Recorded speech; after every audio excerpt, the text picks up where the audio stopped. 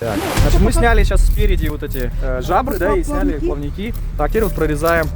Ух, как здорово-то. Ага, значит, тыкаю их. Это хороший якутский нож нужен. У меня якутский нож, я не знаю, хороший, нехороший, подточу его. Я вот на этом, на эсехе вот купил. Там такое, это никакого. Как здорово-то.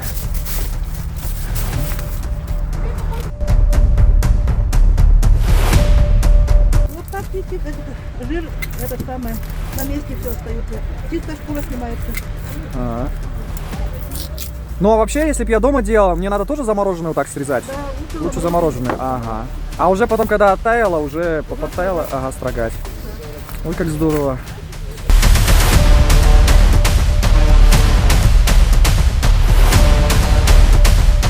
Ой-ой-ой, хорошая. По-моему, хорошая, а? Ну, жирная, да. Ага.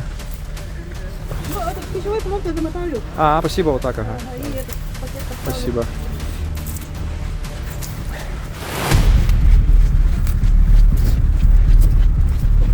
Время здесь стоите, да? Ага, А у вас какой бокс? Это первое место. Первое место.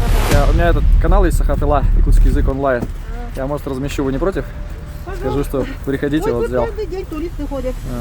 Ой, Ну вот чисто елки-палки. шкуру сняла, вот жир все на месте. Спасибо, супер, Ага. спасибо. Вот мастурбал вот там установите и Ага. вот так подставляете. Ага. Просто надо немножко ее оттаять. Хорошо, Замороженная, она это вся покрошится. хорошо, понял.